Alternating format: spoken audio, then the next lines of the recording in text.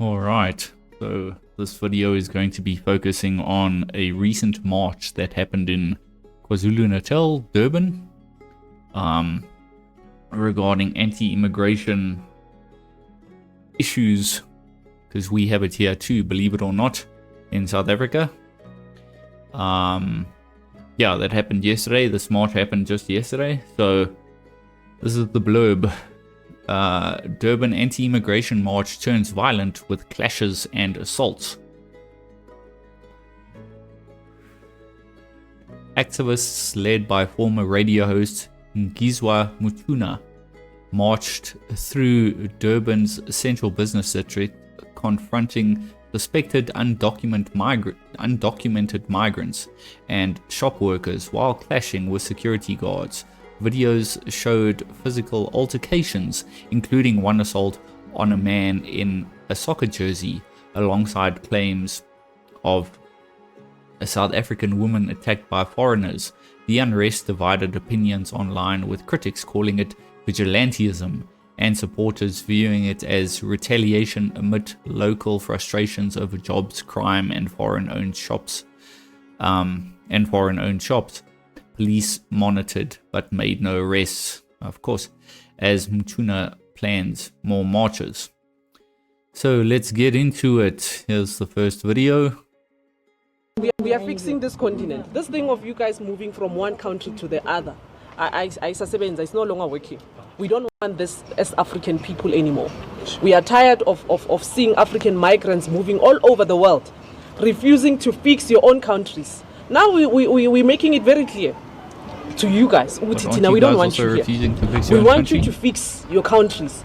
Now you came here with a traveling document. You came with a passport. You know that you are a visitor, but now you decided to come and integrate in our communities. You know very well that what you have done is wrong. How many children do you have here? We can come to Ghana and do what you're doing. Passport. Eh? Yes, now you are carrying a bucket. It's 11 a.m.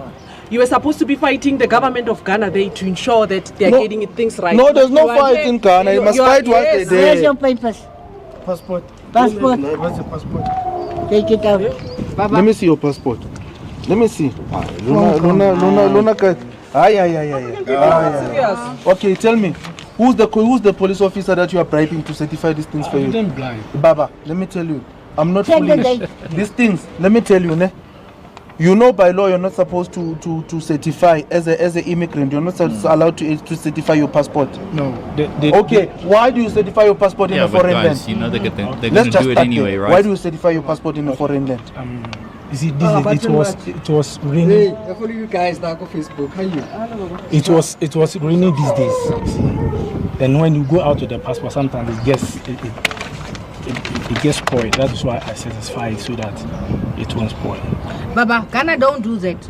Ghana don't do that. All right, sharp. Ghana Let me show you. African country that is. Let me show you that when you are abusing our systems, on the 10th of April. But they're designed to be abused. The 10th of That's April, what they don't seem to you understand. entered your country when? The very same day you came back. When? It's a proof. Proof. Here's the proof. That crocodile can't go. You went to Ghana on the 10th, and then you came back. No, because here it says you exited Ghana to South Africa. When? Here it says you entered, here you exited. And it's the same date. It's the 10th of April, 10th of April. This stamp you got there in Elof Street on the street. This is where you got the stamp. Oh, they've got a connection here. No. I am telling you, that's where they buy it from. The system is designed for it, though. What don't they understand? It's incredible. What don't they understand? Yeah, let's go through some stats quickly. Let's bring up the Three Musketeers. You got Julius Malema on Pan-Africanism. Julius Malema is a vocal advocate on Pan-Africanism, promoting the unification of African countries in a single political and economic entity. Good, that's Julius Malema, the leader of the EFF. You've got Cyril Ramaphosa, the president of South Africa. Cyril Ramaphosa supports Pan-African unity and has publicly emphasized solidarity among African nations. Jacob Zuma on Pan-Africanism. This is the president of the MK party, down there, funnily enough, in Durban. Jacob Zuma's presidency emphasized Pan-Africanism as a core principle of South Africa's foreign policy. So you've got these three that want Pan-Africanism, yet weirdly people crash out when it starts happening. The unity of Africa. And people will go ahead and say, oh no, but that's not fair, because we don't want it like that, and we didn't vote for them, or whatever the excuse is going to be. Look, the other results of the 2024 election. If you had to add up these figures, once again, ANC, Cyril Ramaphosa, pro-Pan-Africanism, 40%. I'll leave the DA out for this. The MK, what's his name now? Jacob Zuma, they got 14.58%. And then you've got EFF, Julius Malema, 9.52%. If you had to add that up, that's 62%. You're basically then voting for Pan-Africanism if you voted for one of those parties. ANC, MK, EFF. You voted for Pan-Africanism. You voted for essentially this happening.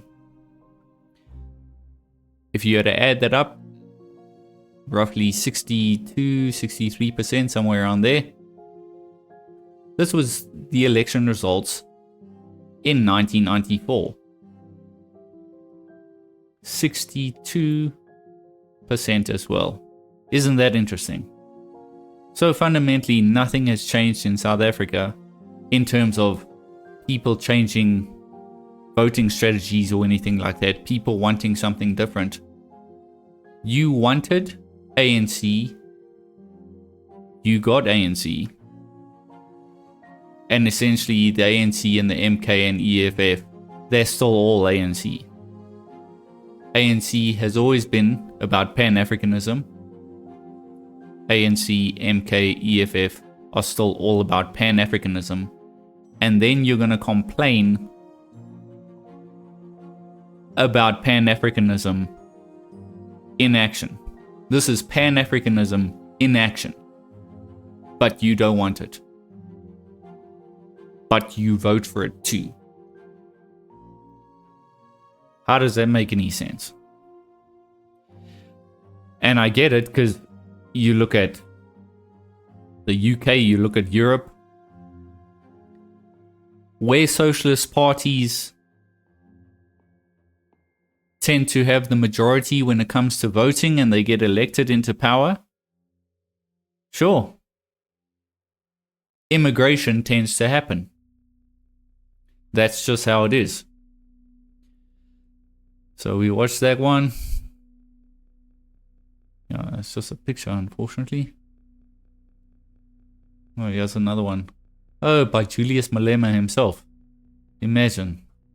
A Pan-Africanist. It's interesting that he doesn't say anything about it. He just literally just posts the picture.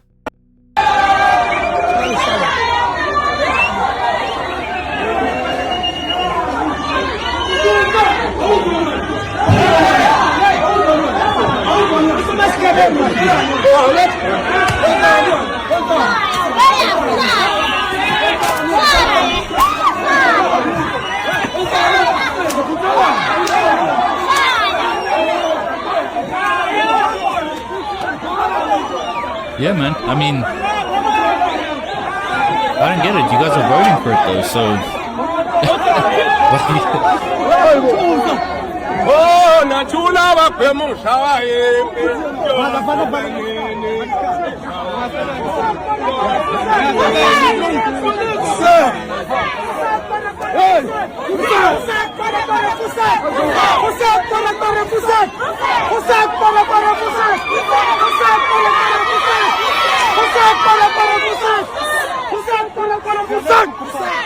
Oh, and just by the way, kwere is like a derogatory term for illegal immigrant, basically, but specifically with black people. Yeah, it's not for white people.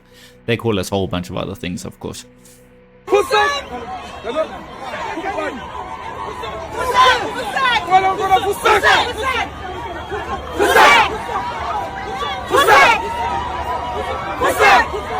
Yeah, pretty much more the same. So they're crashing out about it, but they vote for it. And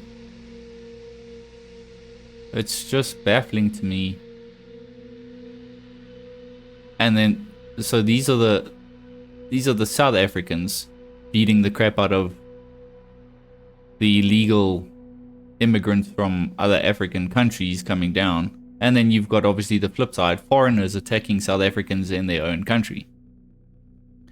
Which of course, you folks from Europe and UK know all about. It's all about Islamists. Things are happening every time. They run away. They're running. They run away. Sire! They run away.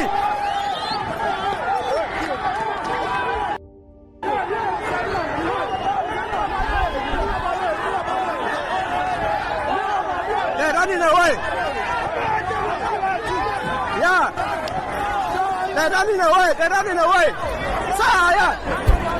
They come and disrupt the business. Like, Yes. I mean, They're catching them. Yeah, no more now. Come and disrupt the business here now. and I get it, because we honestly, in South Africa, I mean, like, man, we can't afford these immigrants coming in here for sure, and logically we shouldn't. But the overarching problem is the fact that you've got the leaders of the country and the prominent politicians in the country advocating for Pan-Africanism. So what do you expect? This is why I can't understand the logic behind it. I really don't get it. South Africans have a problem with Nigerians, Ghanaians, Zimbabweans, Somalians. Hey, even us, Somalians, great.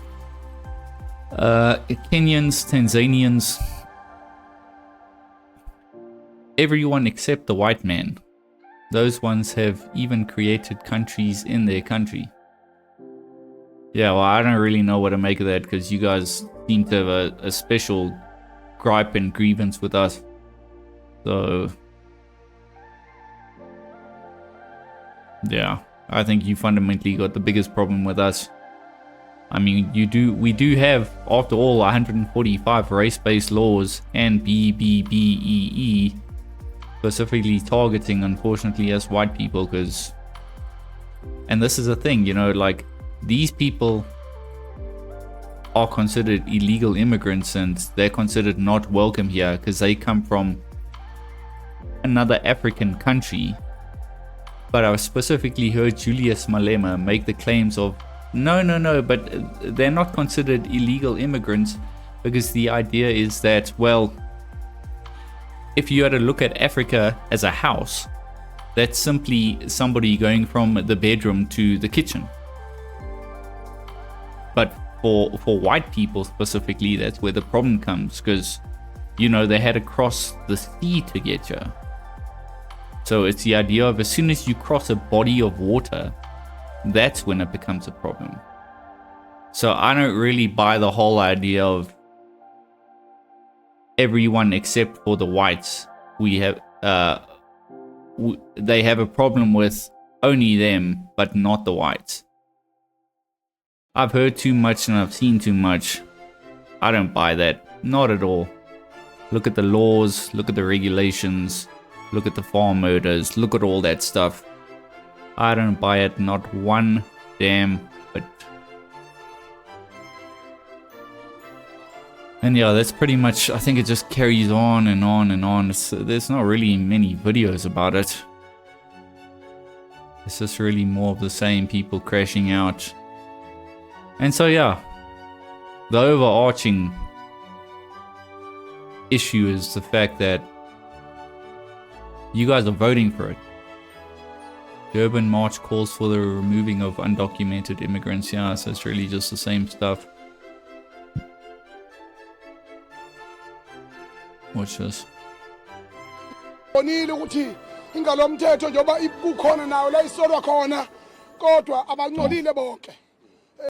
don't really understand that. But yeah, they turned on in the numbers.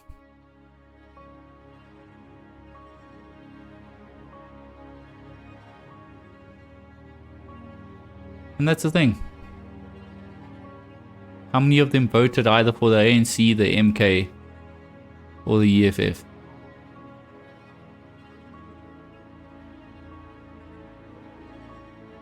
And these are kind of the same ones that will say, no, no, no, we're only against the illegal immigrants.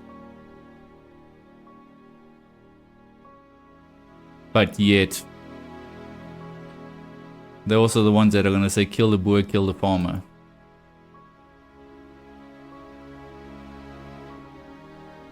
And yeah, there's not much else to say about that, but if you don't like it, why do you vote for it? Anyway, folks, that's pretty much all I got. Check you on the next one.